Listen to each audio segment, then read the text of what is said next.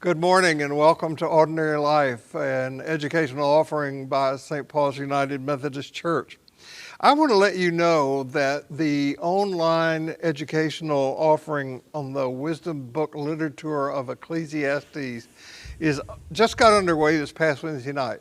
I think you can go back and see a YouTube of it. I think it's uploaded on YouTube. And is that correct, Tim? It's on Ecclesiastes is on YouTube, but the live stream presentation is on Wednesday night. It lasts an hour from 6 to 7. And I was part of the first one because I'm part of the faculty. But reading the book of Ecclesiastes is really an interesting thing to do in this time. So I encourage you to do that.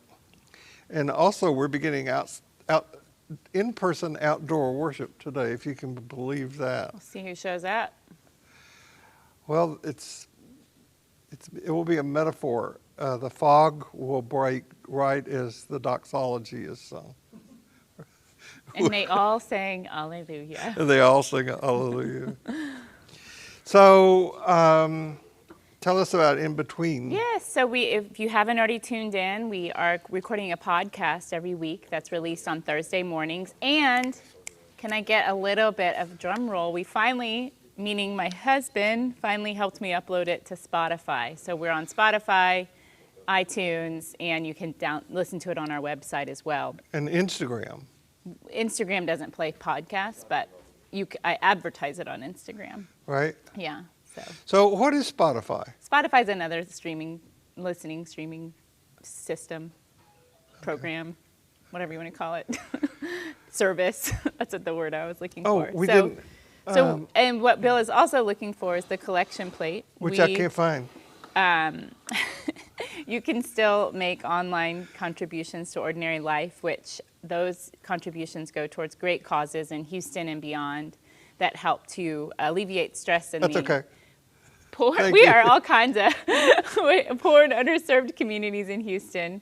We gave away about $25,000 last year, so thank you for that. When you go to our website and click donate, it'll take you to a page on St. Paul's website where you need to write Ordinary Life in the memo.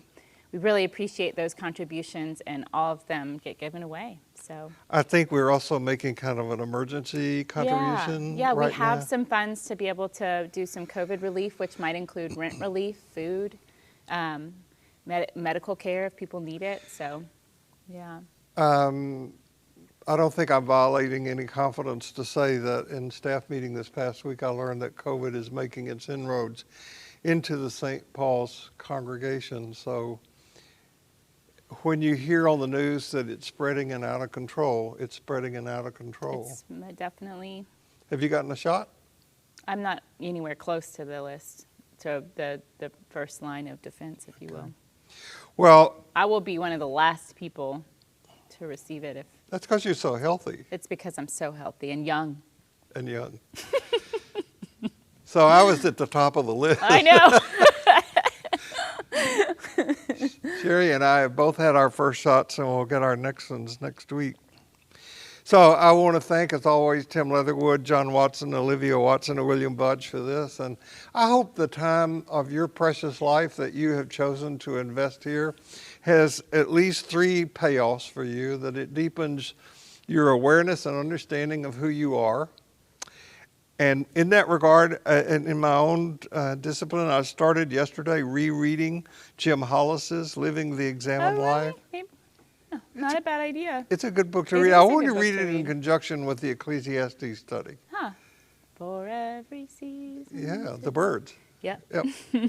And I hope it deepens your awareness and understanding of sacred mystery, and that it strengthens all of our commitment to treat other people as if they were us, because they are. I also hope that at the end of our time today, you are disturbed by joy. And I want you to know that no matter who you are, no matter where you are in your spiritual journey, you are welcome here. And that's not working. We have a brief video that is by Paul Richards-Kwan, who is one of the clergy on the staff here, and that's going to be played for you right now. Hey, Ordinary Life. My name is Paul Richards Kwan. I'm one of the pastors at St. Paul's. I wanted to extend a special invitation to a program next Sunday. We are having our second missional cohorts for racial justice, race, and healthcare.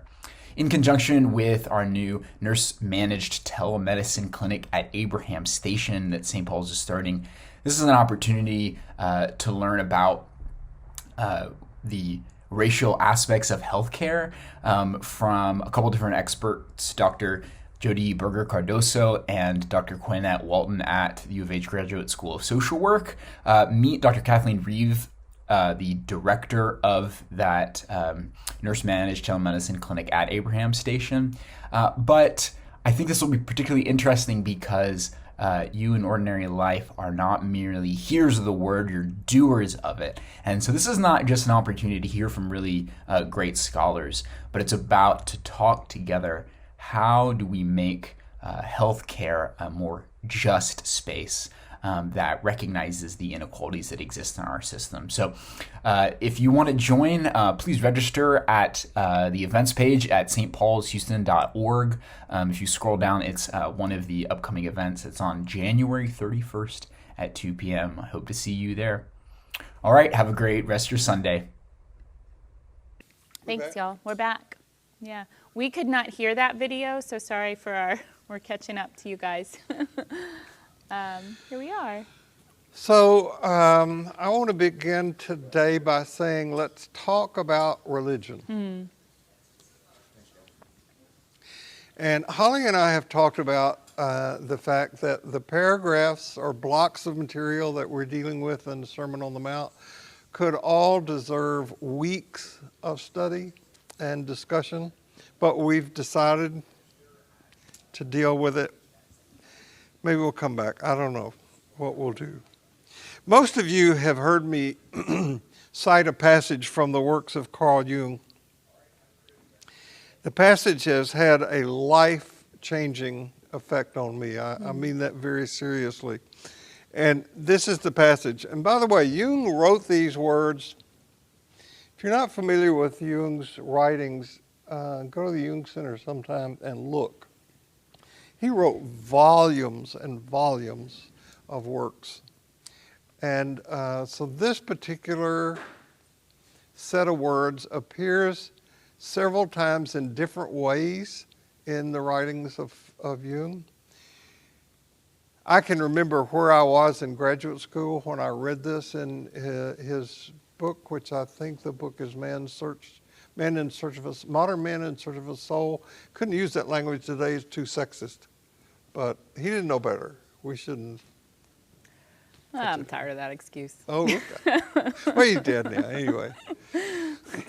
Among all my patients in the second half of life, that is to say, over 35, there has not been one whose problem in the last resort was not that of finding a religious outlook on life. It is safe to say that every one of them fell ill because he had lost that which the living religions of every age have given their followers, and none of them has really been healed who did not regain his religious outlook on life. Now he goes on to say that this, of course, has nothing whatsoever to do with a particular creed or membership in the church. And we've highlighted the phrase that we're interested in pursuing today. What's a living religion? Now, if you put into Google, is religion growing or declining in the world, you're going to get such a wide variety of answers. It's really hard to sort things out.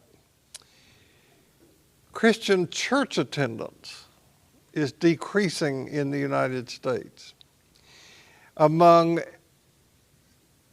charismatic Christians in Africa and in the South American countries, church attendance is increasing.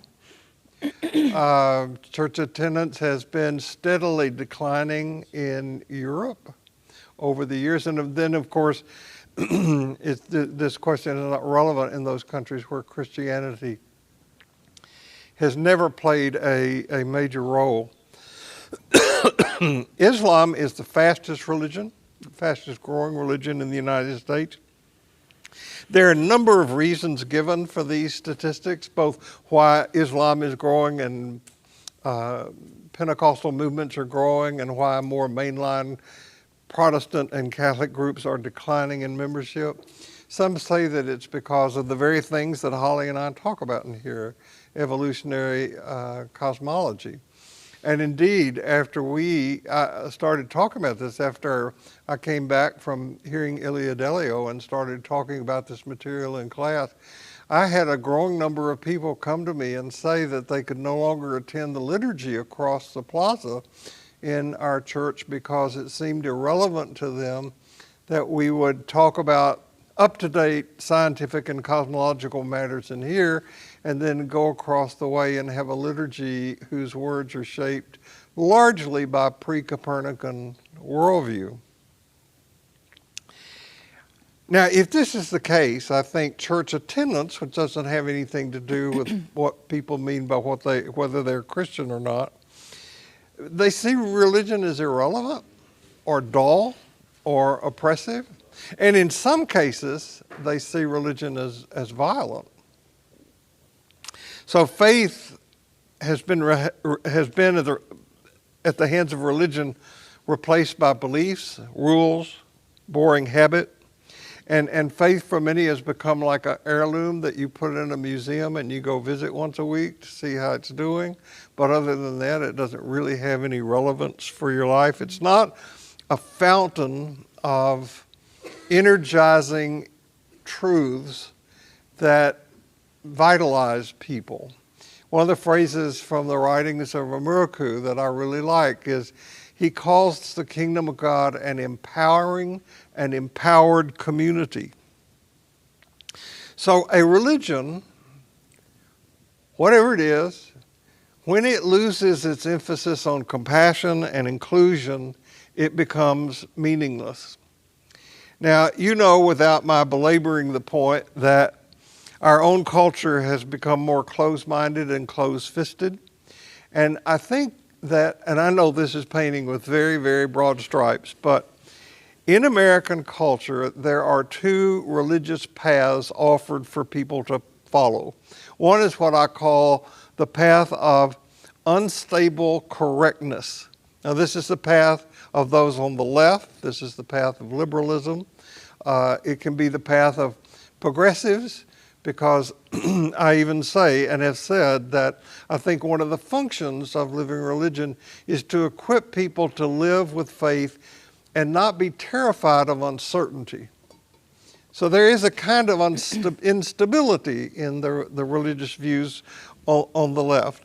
And then on the right, there is the position of what I call stable illusion. We've got the truth.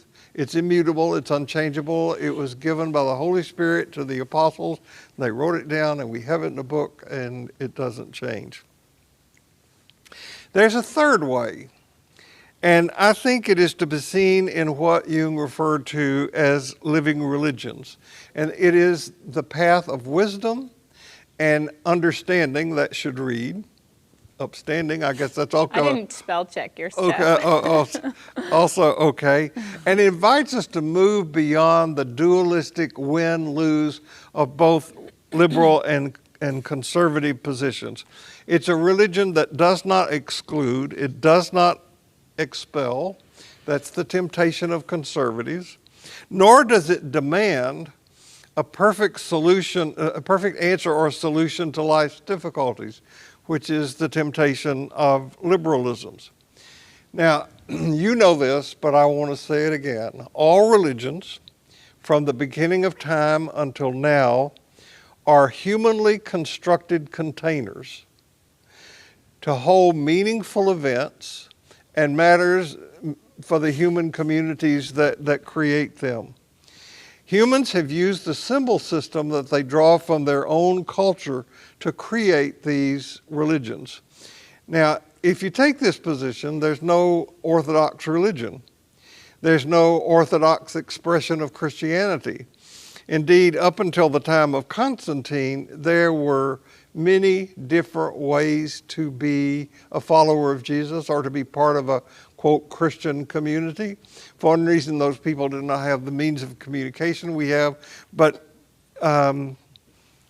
even more important was the role that Constantine played in the organization of Christianity as we've come to know it today. Now, I believe that when we embrace what we know about the social construction, not only of religion, but also of reality, and we come to an understanding that everybody has a religion of some sort, then having a religion can be valuable. It can even be fun. You cannot have or grow in the values that you hear Holly and me talk about. Peace, love, joy, patience, and humility. You can't do that by yourself. You have to have, as we said last week, a teacher. But even more than that, you have to have a community that you participate in. And I would say that if you choose to have a religion, have one that has a self-critical element in it. Now, the Judaism that Jesus practiced had this, and I'm saying that if a religion leads a person to say, I have found the right religion, the only expression of that religion that's valid, that's not a living religion. That's not a good religion. Matter of fact, that's a bad religion. So there are two things that have opened the door for us to talk about this today. First is the passage in the Sermon on the Mount that we're going to deal with today. You know that we're taking this material as sort of a guide to help us deal with the issues that are being brought to light by the pandemic, which we'll get into today. One of the biggest of those having to do with honesty and racial inequality or systemic racial injustice. So I want to read to you the passage that we're up to for today. From Matthew 6, 1 through 4. Be especially careful when you're trying to be good, so that you don't make a performance out of it. It may be good theater, but the God who made you won't be applauding. When you do something for someone else, don't call attention to yourself. You've seen them in action, I'm sure. Play actors, I call them, treating prayer meeting and street corners alike as a stage, acting compassionate as long as someone is watching, playing to the crowd. They get applause, but that's all they get. When you help someone out, don't think about how it looks. Just do it quietly and unobtrusively. That's the way your God, who conceived you in love, working behind the scenes, helps you out. So that's one of the things that's opened the door for us to talk about a living religion and living a new story. And the other thing, which we're not going to get into right this minute, is the rise of Christian nationalism in this country. Mm-hmm. We'll talk more about that in a minute. Mm-hmm. So, I think you gave me the title of this book as we started, which is Richard Rohr's book on the Sermon on the Mount, Jesus' Plan for a New World. I haven't relied on it too much over the last month. I'll go and read what he has to say and sometimes include it. But in this case, I think it's interesting that he points out, first of all, continually points out that we need to remember that the whole Sermon on the Mount is a vision for a new world order. And it's about a society that starts with the periphery, so those on the edges, not the center. This New World Order is also not just an external systemic change, but an internal change. I think it would require something like a daily spiritual practice, an attention to your acts as well as attention to your heart. But this particular verse that we have is about performance, how we externalize behaviors to get attention, appreciation, and approval. The temptation then is to get trapped in persona, which is, Richard Rohr writes, and this is Jung's logic really, that persona is a kind of mask that conceals the true nature of the individual. It's easy to judge ourselves for wearing this mask, but the truth is we all wear it, and most of the time. It can be useful, It helps us make decisions in the moment. It helps us be who we need to be in the moment. It can also hide pieces of ourself. I'll quote our wise friend Bill here, who you have said before, "My true self is not the one you see sitting before you. This is my teacher self," or in my case, maybe my Padawan self. You're the Jedi. Yeah. It's the Jedi student. You're the Jedi, I'm the Padawan. Okay. I also have a mom self and a wife self and a student self and many other parts that I have to play in the world. Bill once told me that the true self is deeper than all of this. Like if you strip away all of these things layer by layer, there's something deeper. And this is actually what Jung called the shadow. So before we get kind of dark and dreary about what the shadow is both positive and negative. It's just the lesser known, unexpressed aspect of the self. A positive shadow with someone who has low self-esteem or anxiety might be unaware of their self-worth and capabilities. So bringing that shadow forth would be their work. A negative shadow might be someone who identifies as calm and collected but expresses passive aggressiveness or suppresses anger. So the work is getting in touch with that anger. Remember this, though, that the shadow also reveals the light. Our persona is wired in two primary ways, and that is by intrinsic motivation and extrinsic motivation. Intrinsic motivation is driven by the desire for self-improvement or altruism, doing good for others. So it's a feeling inside the self that I want to do better and be better. The downside is that intrinsic motivation can become extremely self-critical and therefore perpetually unfulfilled. Extrinsic motivation, I think of dogs in this case, who are very Pavlovian, respond to the external reward, is based on a tangible external reward or punishment. But it can also be motivated by fear and can become codependent.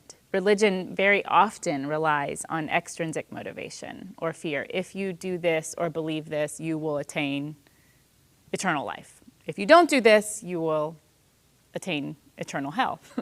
So that too becomes very Pavlovian. When we look outside for validation, we tend to be in avoidance of authentic relationship and communion. In other words, we're always looking for the other's approval to stay in relationship.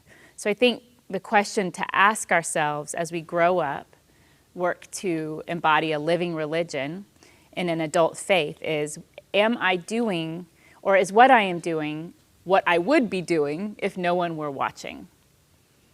Am I behaving in the same way by myself towards others as I would be in community?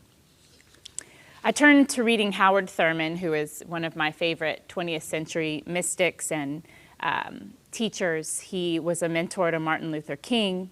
Both of these men, Martin Luther King and Howard Thurman, were aware of this Jesus vision school of thought, this vision of a new world order. They embodied it. They taught it. They believed in a radical community, the beloved community. This community does swim in the matrix of diversity and inclusion, which is also just the reality of the universe. And I do think, when I read Thurman and King, they definitely had a more, what we might say, traditional or three-tiered vision of God. They very much talked about the afterlife and sort of prayed to God out there. But both of them were also extremely attentive to the work of the inner self, the work of the soul. They were intrinsically motivated to establish a more just world regardless of one's faith or religion.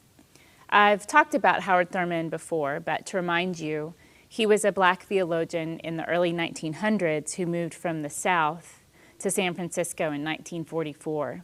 He was a pacifist, and he was committed to doing the difficult work of establishing a truly heartfelt community. His community was called the Church for the Fellowship of All People, and it was multiracial and multicultural and also interfaith. They built community. It talks about how many meals they shared together, how much they broke bread, and just had talks, conversations about life, and how do we live in a way that integrates my experience with your experience. I looked up the etymology of conversation, in doing this work. And of course, we have the root, which is con, or with, and versare, which is to turn with, or it became in the 14th century to keep company with. So we think of conversation so often like just talking. We talk to or with one another, but it's turning with, keeping company with. I just love that. And the company etymology of that word is with bread. Oh, that's wonderful. Oh, pan. Yes. Yeah. Companion is someone that you eat with. Yeah, that's right. Yeah. So the conversations that they involved themselves in, but involved breaking bread and keeping company. When we have conversations from the heart, and I've heard you say this, Bill, that surrounding ourselves with friends with whom we can speak from the heart is one of life's gifts and something that we should cultivate in order to sort of live in that way. But when we live from the heart, and we are also living among the hearts of others, we're sharing something sacred, I think. The congregation that Thurman helped found was home to many who migrated west from the still segregated Jim Crow South. He knew this South well. He grew up in it. He knew what it was to be on the periphery. He knew what it was to be oppressed. And the church he founded met people right there at those edges. It was home for many who had long been excluded from the center or the mainstream of society. Thurman wrote many books, one of which was called Meditations on the Heart. I showed it in the previous slide.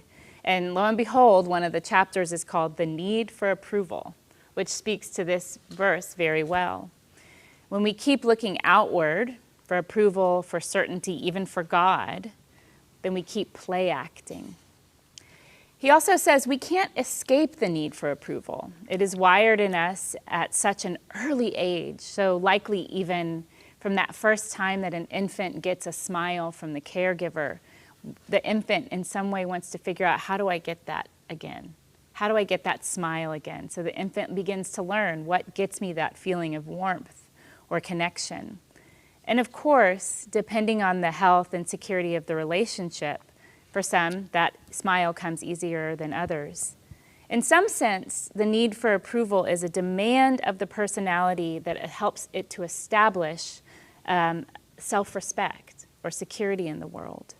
And the trick, I think, as we get older, more mature, and more aware, is learning how to get approval without betraying ourselves in the process. Can we show up as our most authentic selves and get approval for that and work with others? Thurman writes this: there is a boundless hunger far within each one of us for an ultimate sponsorship or guarantor of ourself. It is only in such assurance can we experience authentic freedom. It is only in such assurance we are released from the tyranny of other minds. So we have said that one of the things that opened the door for us to talk about this living religion is the very passage in Matthew that we're dealing with. And you know, if you go to the Gospels, you'll find this scene of Jesus giving this kind of advice in many different places. He had his harshest criticism reserved for those who were play actors. For he called them hypocrites, people who were not as they seem. The second thing that has opened the door for us to talk about this, and I told Holly when we were working on this, I didn't want to put graphics up about this because I didn't want to give these people screen time. Because they're getting a lot of it everywhere. Yeah, for sure. But the other thing is Christian nationalism. Does it work if you have a finger stall on? Your finger's out of batteries. Yeah. So one of the things that happened to the Christian movement happened under the Emperor Constantine. And it didn't happen overnight. It wasn't a sudden thing. And I'm not going to go into the detail, but very early in the 4th century, And the scholars put the final date somewhere around 318, something like that, 319. Constantine co-opted the Christian movement.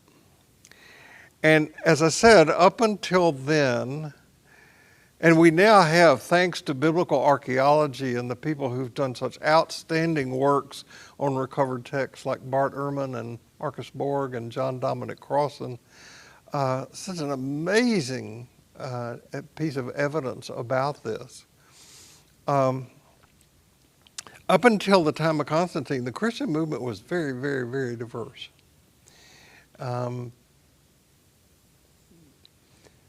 People went by foot from one place to another, and they spread the message, and people formed communities that gave a basic bare bones structure to the story. And because most of them were Jewish, they shaped a worship service that was the service of the word, which is the synagogue service. And then they put onto that a meal, we call it the Last Supper, the Eucharist. And even now, in many Christian worship services, you have the service broken down into the service of the Word and the service of the sacrament in one thing. So this diverse movement kept growing, and no matter how they tried to stop it, they weren't able to, because these people in this empowered community felt such joy, and they had nothing. They felt such joy and forgiveness and love and energy by coming together in the way that they understood Jesus to have instructed them, that they kept growing. On the other side of the equation, you have Constantine, who wants to unify the Roman Empire. And he knows that if he does this, he's going to have to get these Christian people together. And so it was not the church that called the first ecumenical council, or the second, or the third, or the fourth, but the first was called by Constantine in Nicaea, which is it's got another name now, which I can't pronounce, Ilsik in Turkey. And so Constantine called this council of the church leaders and told them that they had to get their act together and come up with a statement that they all agreed to about what it meant to be a Christian. And that's what gave birth over a several year period of time to what we call the Nicene Creed. Christians had to, and also the elected leadership of the church, and it was a very political process. Positions were bought and sold just like in politics today, and if you had a lot of money, you could get to the top, and if you didn't, you didn't make it. So Rome had a lot of money, Rome had a lot of power. Yeah. So there's the beginning of the Catholic, which means universal. Roman means centered in Rome, Roman Catholic Church.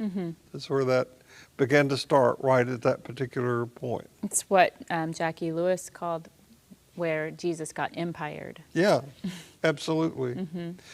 And here's the sad thing, that up until the time of Constantine, Christians were very much like your Howard Thurman. They were pacifist and they were focused on community. It would never cross the mind of a follower of Jesus up until the time of Constantine to pick up arms and go to war. They would not do it. After that, it was a different story. Right. But the fighting didn't start from Christians outside. It was within the community. If you didn't sign on to the Nicene Creed, you weren't one of us. Yeah. And so Christians began to persecute Christians, to kill them. And those who didn't get on with the program either had to figure out a way to get around it, as people did in the time of the Crusades in Spain, for example. They converted to be Christian, but didn't really. Or they fled. They went somewhere else. They went to the desert, and that gave us the birth of the Desert Fathers and Mothers, and documents like the Gospel of Thomas and other things like that.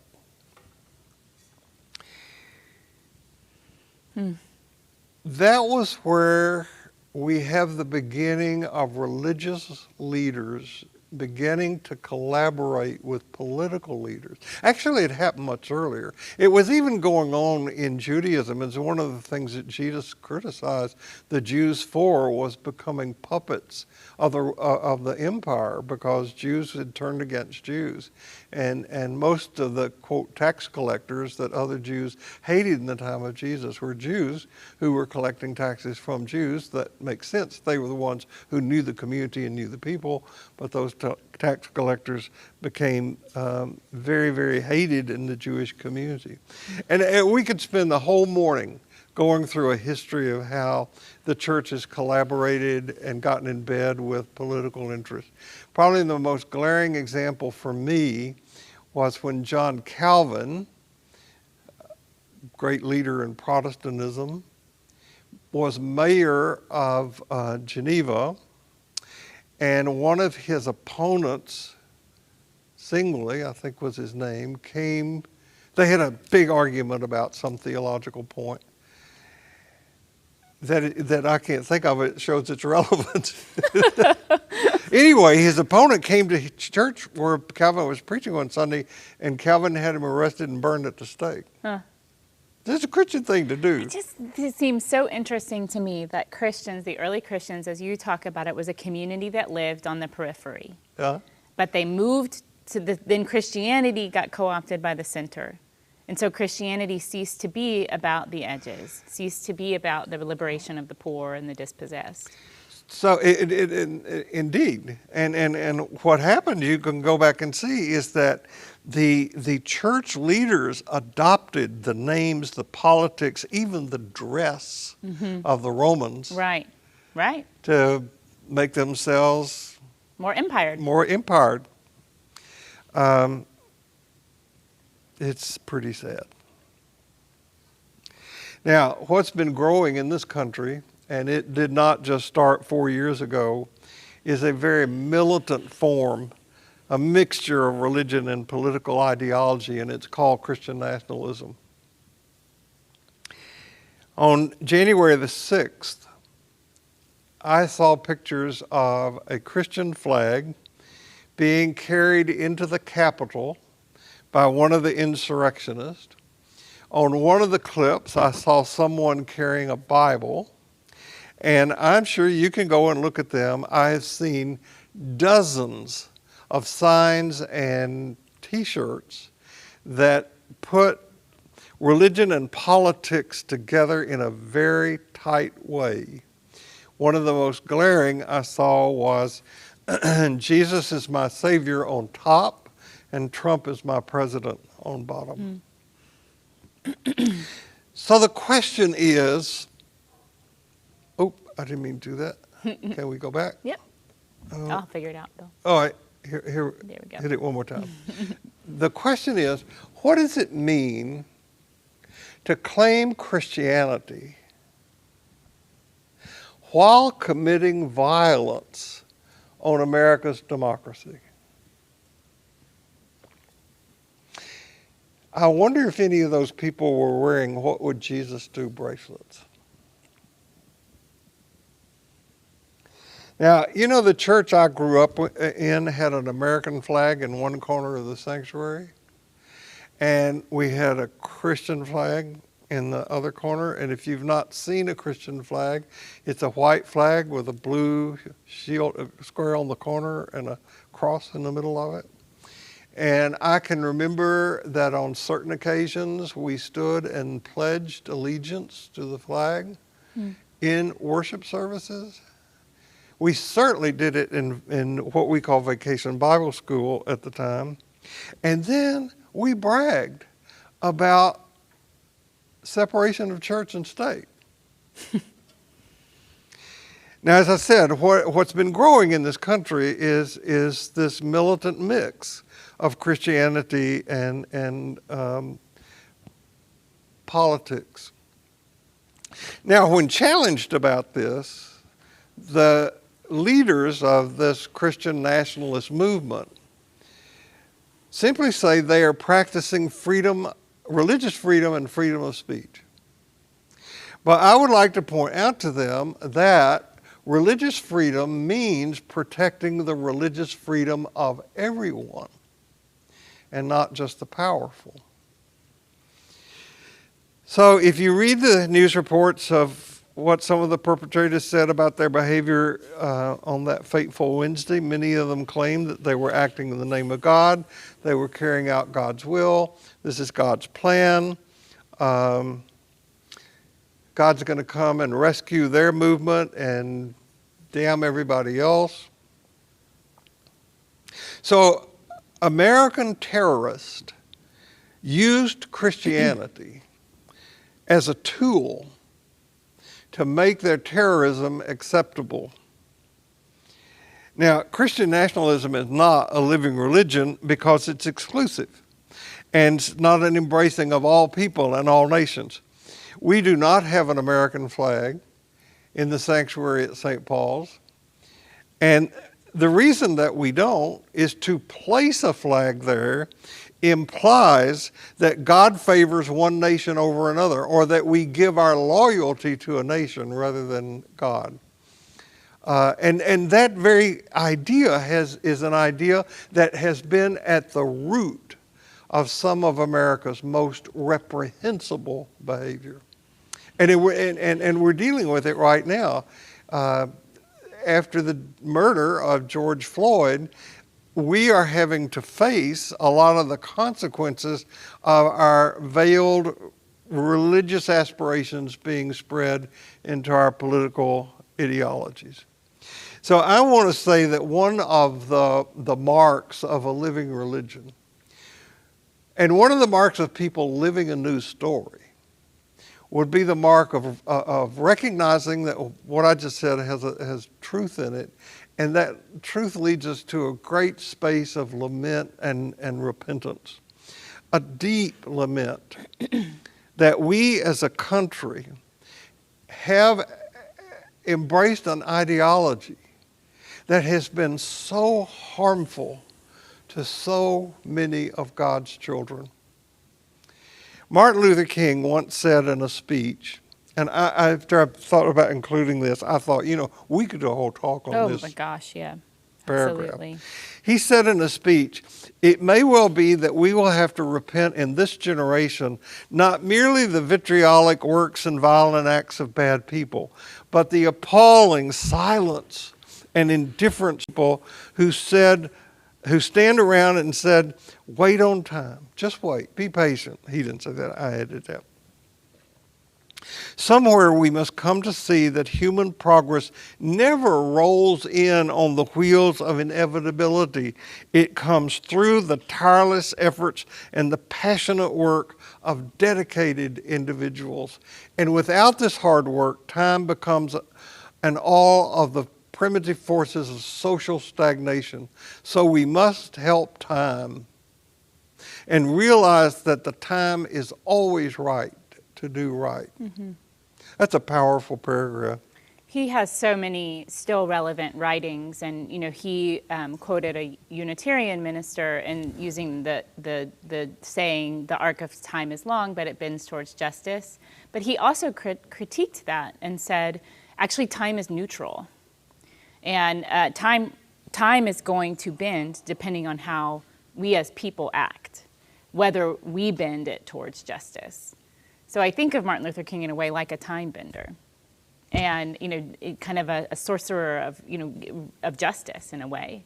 But he also in that same vein criticized gradualism and criticized the right of the oppressor to name the timetable of liberation for the oppressed, and really said, it's not up to the oppressor, it's up to those who are being oppressed to name their tenets of liberation. One purpose of this part of the sermon serves to remind us that the most important spiritual work is within. It's not about our approval from the outside or from the empire. It's to observe ourselves when our beliefs and worldviews are challenged. How are we acting? How are we showing up when we feel challenged? And are we, again, it's like peeling away those layers to be our most authentic self. I have a friend who always says, everyone is 100% themselves all of the time. But it's about getting to know the deeper layers of the self so that we can show up in that way. We can't sit inside permanently and keep on, stay quiet and monastic and prayerful. That's not the goal of a living religion either. The very rhythm of life is in alternations. You have your quiet time, your meditation, you go out in the world and live. And living in the world as a person of faith needs a blend, I think, of monastic inward reflection that shows up as an outward commitment to love, justice, and compassion. We don't have to shout about this commitment to those things. We just need to be it. This is the essence of the verse, is recalled earlier in the Sermon on the Mount, which is to be humble, to show up meekly, to show up in humility. I want to pause for a second, because all of my life we've heard expressions like people of faith, or I'm a believer. Are you a believer? you know what I'm talking about? In what? Exactly. to sort of identify, do you belong in this club or do you belong outside of it? And I think that language is a little bit harmful, people of faith, believers or non-believers, because it assumes that faith is only Christianity or that belief is only in Christianity. When I think of people of faith, I want people of faith to be expanded to people who have faith not only in humanity, but in a commitment to love, compassion, and justice. In the 200,000-year history of humans on Earth, no one has ever actually found like an actual God under a rock. We say we have, or drawn an accurate picture of what God looks like, but we tried to in making God the old white man with the flowing beard. But regardless, many of us like to feel really sure of God. So we created mythology and ritual around this idea. We've committed a lot of time to developing mythology and ritual. I love that humans have worked with symbology and story and abstraction throughout our existence. I think that's sort of the magical part of being human, is that we can both hold and imagine complexity, and we can illustrate it. A friend of mine, and one of my oldest friends, lives in New Mexico and sent me several photos the other day from his hike, in which it's called an outdoor museum hike, and you're hiking among these petroglyphs.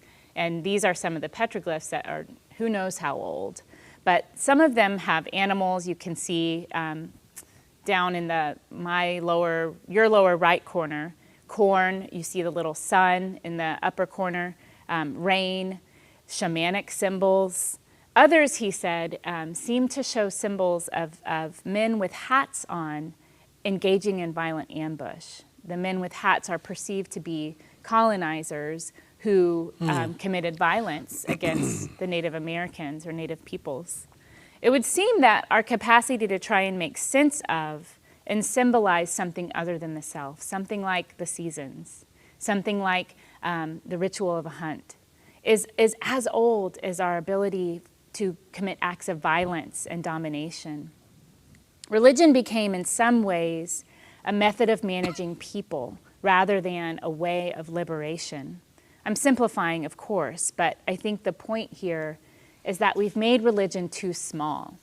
We've kept many of our, the creed, for example, old and stagnant, as opposed to asking, how can it be renewed for today? A living religion evolves and changes and stays relevant. But instead of allowing that evolution, we've wanted certainty and unchangeability. We've wanted things to stay certain. It's an authoritarian model of religion that leads to the kind of Christian nationalism that Bill is referring to. But this living religion, if we can embrace it, I want to say that Buddhist image of being in a river and the water is flowing around you.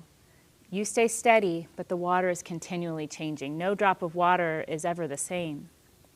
But those who attach themselves to this need for certainty become the persona of the soapbox preacher, the one who's convinced of his own rightness and handing out Bible verses and damning people left and right.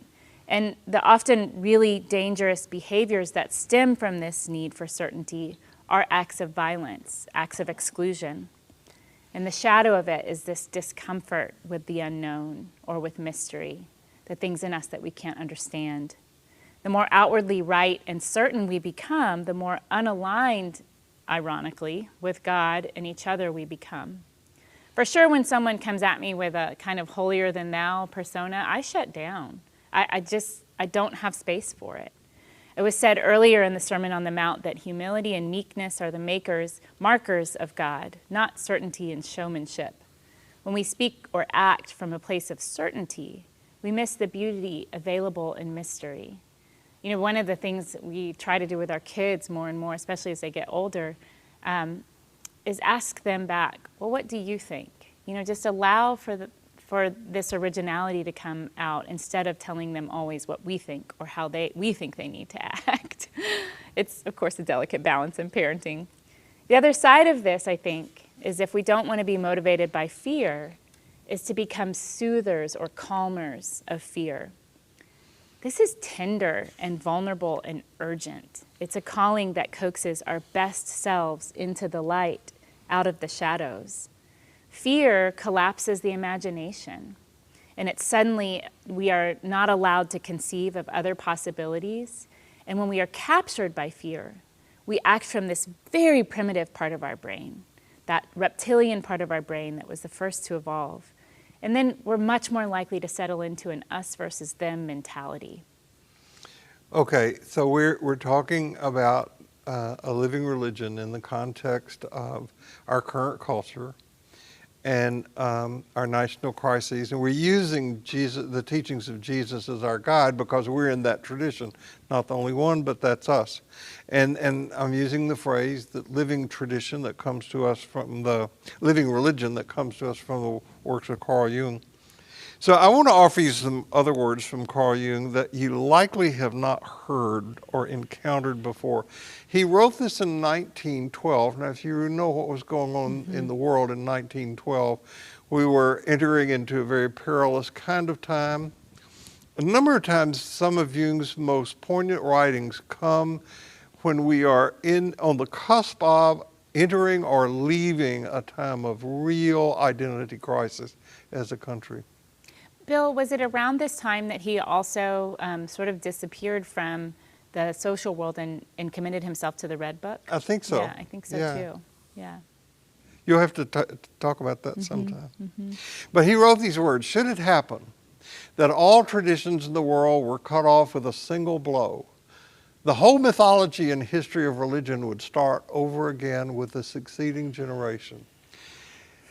I wish now that I had left time to really amplify on this, and maybe we will come back to this. Just a few years after he said these words, wrote these words, Christian fundamentalism, which led to Christian nationalism, just spewed forth. And Jung, with his emphasis on and belief in the collective unconscious, held it that the history of human thought resided in the self and in the collective unconscious of the community. And he taught, and later Joseph Campbell demonstrated, that this wisdom passes from generation to generation in myths and stories and is always ready to reemerge. The book of Ecclesiastes, which we're studying right now in the Bible study, had as a predecessor the Epic of Gilgamesh. And as a matter of fact, it's kind of modeled on that epic, which is probably one of the oldest stories there is. Now, sometimes these religions emerge in wise and useful ways, and sometimes they don't. Why is that? Who decides? I, in my own spiritual practice, have started my annual rereading of Living an Examined Life by Jim Hollis. I started the day before yesterday. And it raises this was written before I started that, but it raises these very questions about how do we get the identity out of which we live? And is it something that we choose? And we are handed so much. One of the reasons I rant so much about having a daily spiritual practice is that if we don't do our own work, we're going to fall into the clutches of the prevailing culture. So in 1939, after seeing what was coming in religious rigidity, Jung wrote, "We fall captive to the herd animal if we cannot read the individual divinity in ourselves." Now, remember, all religions are human constructs using the symbol system and language of the culture in which the religion emerges. And as I said, sometimes these religions look pretty weird. Christian nationalism would be right up there at the top. So people have asked me over the last 3 or 4 months, but especially since January 6th, how come people believe this stuff? How come people believe these conspiracy theories and these weird things?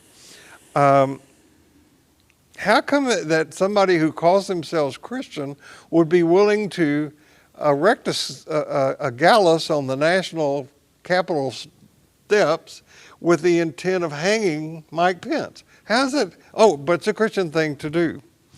So the religion that encouraged somebody to wrap themselves up with explosives and walk into a crowded place is a bad religion. The religion that captures planes and flies them into buildings, bad religion. And in light of what we know about evolutionary cosmology, I'd even say that the religion that encourages its adherents to believe that their sacred scriptures are inspired from beyond and are to be taken literally, while all other religions' writings are poppycock, that's bad religion too, not a living religion. So whether it's a religious belief or a political belief, there are people who adhere to some pretty weird beliefs, even when they're presented with the evidence. Why is that? I mentioned a couple of reasons last week, but those words were big. One of the reasons is that people are at different levels of emotional, moral, and intellectual development. Therefore, one of the principles of a living religion is a commitment to growth in these areas. We have the data, we have the information that we can use to help us transcend from one level of development to another. This is one of the fundamental principles of ordinary life. Am I growing in these areas? And am I bringing this expanded growing into life? This is a critically important thing. The insurrectionists who invaded the Capitol with Christian flags, Bibles, and a willingness to kill are arrested at late adolescent development. They're kids, they're adolescents. They're not mature people in any sense of the world. By the way, it is possible to accept scholarship in every other area of life and reject it when it comes to something like this. I'll tease that out in just a minute. But Jim Hollis in his writing says that not to grow is like going through life wearing the clothes you wore in junior high. So people in this stage of development use contorted logic to make conflicting evidence go away. Actually, researchers have found that exposing people to new and additional information just makes them more rigid and defensive. A real spiritual teacher, an authentic spiritual teacher, in my opinion, is one who's not sure. And that's why I love the prayer of Thomas Merton that I've used in here before. Not the whole thing I'm going to read now, but I love this prayer of his. My Lord God, and this is one of the great Christian mystics of our time. He died not too long ago. My Lord God, I have no idea where I'm going. I do not see the road ahead of me. I cannot know for certain where it will end, nor do I really know myself. And the fact that I think I'm following your will does not mean that I am actually doing so.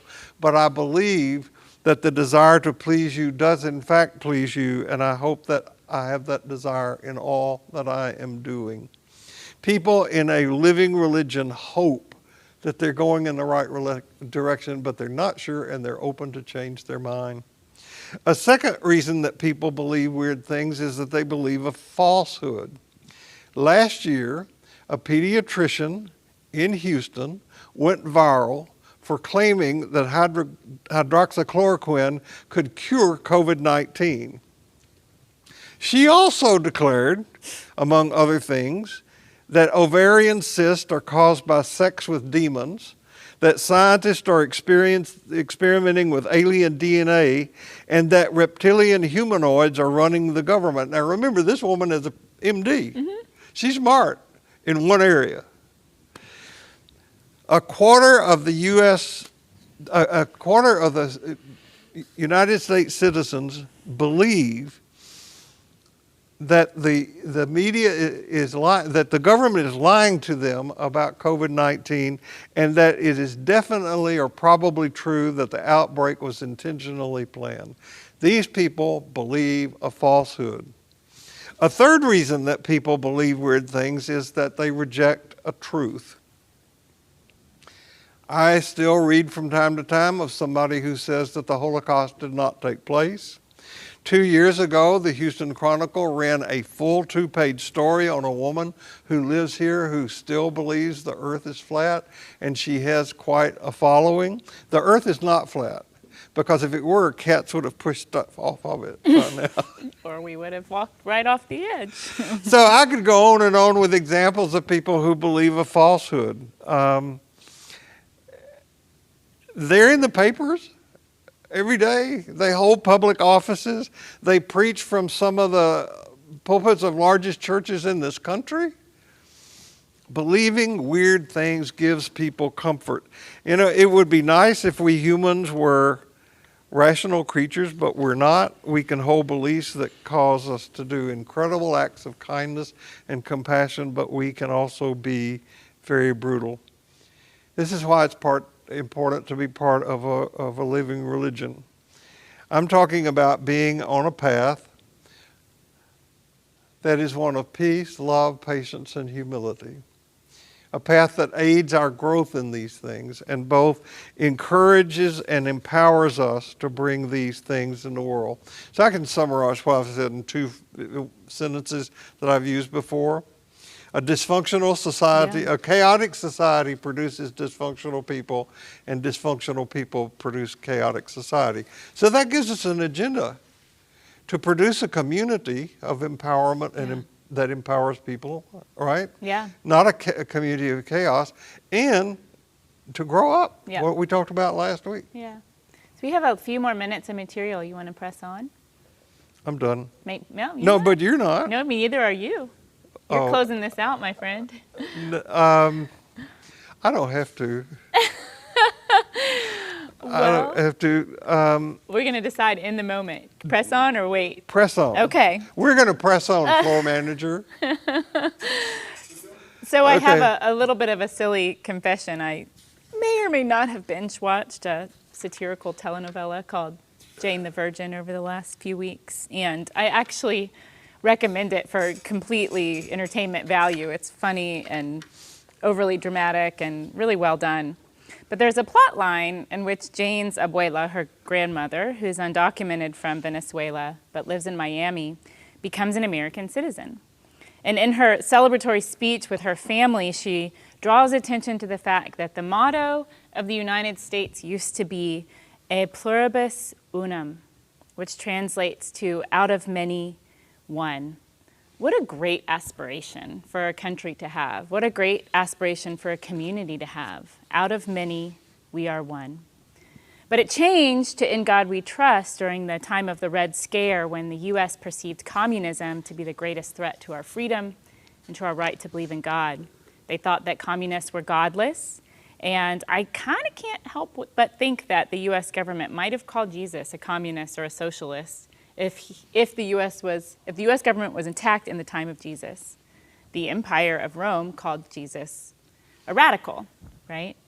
And I also can't help but think that both God and Jesus might have preferred E pluribus unum, but I'm guessing they weren't consulted. I definitely prefer it as a motto. Through oneness, or though oneness is the truth of the universe, it's not how we've come to operate in our social worlds.